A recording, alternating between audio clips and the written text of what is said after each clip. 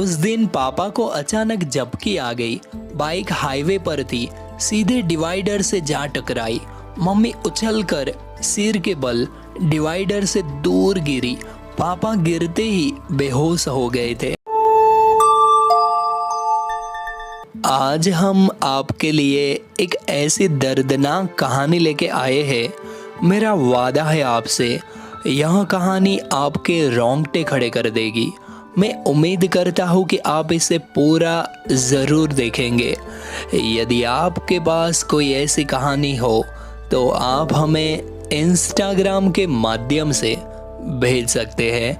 आइए शुरू करते हैं उन्हीं की कहानी, उन्हीं की जुबानी। मैं परास्तनाग के लिए दूसरे शहर में रहती थी।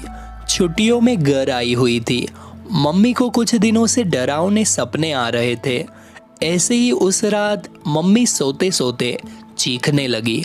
हमने हिलाकर जगाया, तब उन्हें महसूस हुआ कि वो बुरा सपना देख रही थी। अगले दिन मम्मी ने मुझे अपना रात का सपना बताया। वो और पापा बाइक पर कहीं जा रहे थे। रास्ते में बाइक किसी दीवार से टकरा गई। पापा और मम्मी दोनों गिर गए। पापा बेहोश हो गए। मम्मी ने उनका सिर अपनी गोद में रखा। पापा के मुंह से खून आ रहा है। मम्मी ये सब देखकर बहुत घबराई हुई है। वो लगातार मदद के लिए चिल्ला रही है। तभी कहीं से 4 छोटी लड़कियां आई। उन्होंने मम्मी को आश्वस्त किया कि पापा बिल्कुल ठीक है, उन्हें कुछ नहीं हुआ। ये सपना बताकर मम्मी ने कहा कुछ गड़बड़ी होने वाली है। मुझे ये सपना सही नहीं लगा। हालांकि मुझे भी मम्मी के सपनों से डर लगता है, क्योंकि मम्मी के सपने अक्सर सच हो जाते हैं। लेकिन मैं नहीं चाहती थी कि वो नकारात्मक सोचकर चिंता में रहे। मैंने उन्हें अच्छा महसूस कराने के लिए कहा, आप ये भी तो देखो ना। 4 लड़कियां आई और उन्होंने कहा कि पापा ठीक है, अगर कुछ होगा भी तो सब अपने आप सही होता जाएगा। आप इतनी पूजा करती हो, इसलिए ईश्वर का आशीर्वाद समझो, सब ठीक होगा। 7 नवंबर 2018 बड़ी दीपावली थी। हमारे यहाँ परंपरा है कि विशिष्ट त्योहार पर कुल देवता का पूजन होता है, तो बड़ी दीपावली पर भी हर साल जाना होता है। हर साल मम्मी और भाई बाइक पर जाकर दिए जला आते थे। लेकिन उस साल 2 ही दिन पहले भाई अस्पताल से डिस्चार्ज होकर आया था। डॉक्टर की गलत दवाइयों से उसका निमोनिया बिगड़ गया था। वो भी एक बड़ा झटका था हमारे लिए।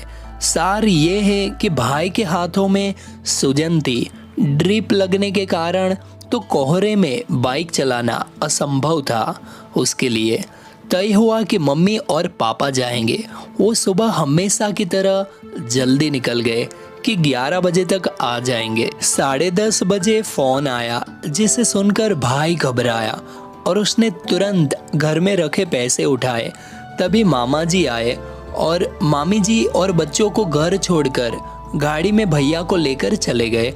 उसके बाद जो कुछ हुआ क्या कहूँ मैं। जो कुछ हो रहा था मुझे कोई कुछ बता नहीं रहा था। सब सामान्य होकर दिखा रहे थे, लेकिन मैं सब कुछ भांप सकती थी। लेकिन अंदर ही अंदर मन को तसल्ली दिए जा रही थी। आदमी इतना ज़्यादा सकारात्मक भी नहीं होना चाहिए।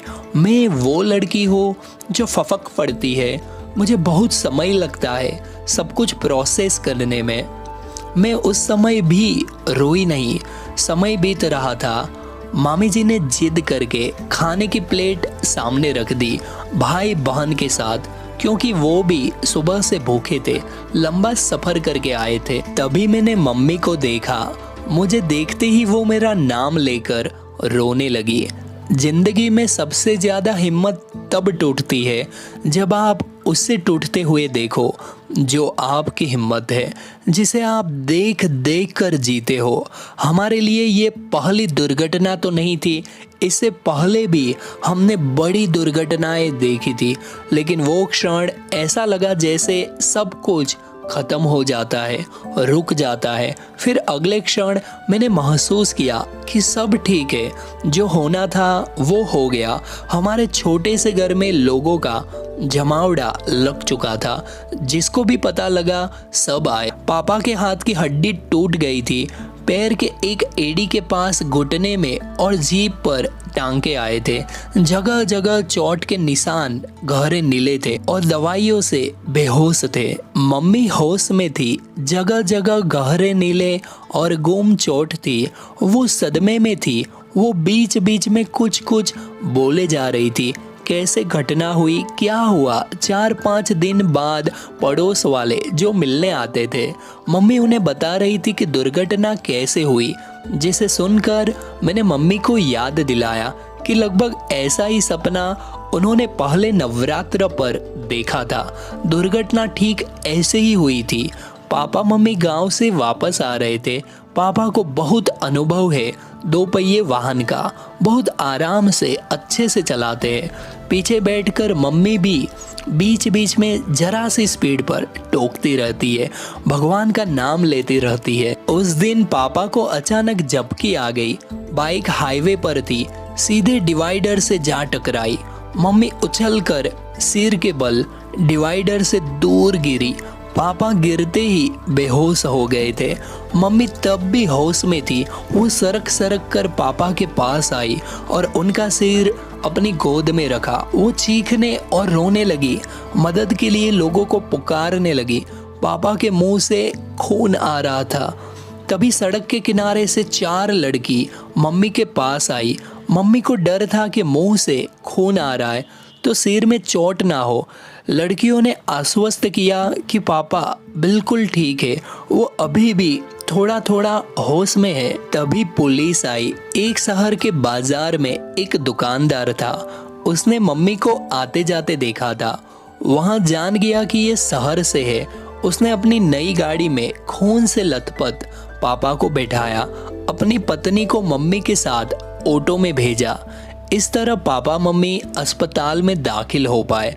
उसी समय भैया और मामा जी भी आए और फिर धीरे धीरे अन्य रिश्तेदार भी। आगे भाई ने तत्परता से अपनी देख देख में उपचार किया। रात में उन सज्जन के घर मिठाई देने भी गए। रात होते होते सब अपने घर जा चुके थे। सबको त्योहार मनाना था। उस दिन बहुत भाग्यशाली महसूस किया स्वयं को।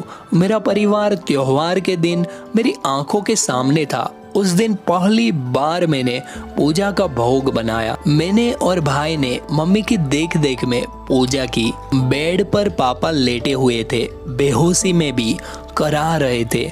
मम्मी भी बेसुध पड़ी थी। भाई भी वहीं एक कोने में बैठा हुआ था, एकटक शून्य में निहार रहा था। ये भगवान का चमत्कार ही था कि जब हाईवे पर यह दुर्घटना हुई तब वहां से कोई भारी वाहन नहीं गुजर रहा था। इक्का दुक्का वाहन थे। वैसे भी उस दिन त्योहार था। मम्मी पापा की तरह बाकी लोग भी अपने घर या कुलदेवता को जाते हैं। काफी भीड़ होती है, पर उस क्षण नहीं थी। ये भगवान का चमत्कार ही था कि स्टीफाइड हेलमेट की धज्जियां उड़ चुकी थी, बाइक टूट चुकी थी, पापा के सदियों के मोटे कपड़े भी फट चुके थे, लेकिन फिर भी भगवान ने ही रक्षा की। मम्मी सिर के बल गिरी थी, लेकिन कोई बड़ी चोट मम्मी को नहीं आई थी, बल्कि वही थी जो पापा को होश में लाने की लगातार कोशिश कर रही थी। और आजकल के विकट समय में लोग एक्सीडेंट होने पर वीडियो बनाते हैं और वायरल कर देते हैं, लेकिन मदद के लिए कोई आगे नहीं आता। मेरे माता पिता को तत्कालीन मदद मिली। कोई पुण्य आत्मा अपनी नई गाड़ी की परवाह ना करते हुए पापा को अस्पताल में ले आया। ईश्वर ने मम्मी को पहले ही पूर्वाभास कराया था। ये सब चमत्कार ही है। या देवी सर्वभूतेषु शक्ति रूपेण संस्थिता नमस्तस्ते नमस्तस्ते नमस्तस्ते नमो नमः। देखा आपने, यही तो है भगवान की कृपा। जो कोई भक्त भगवान की नित्य पूजा आराधना करता है, वो चाहे कैसे भी संकट में फंस जाए, वो परमपिता परमेश्वर उसकी मदद ज़रूर करते हैं। इन्हीं के साथ मैं अपने शब्दों को विराम देना चाहूँगा। अगर आप ऐसे ही चमत्कार जानना चाहते हैं तो कृपया चैनल को सब्सक्राइब ज़रूर कीजिएगा। जय श्री राम।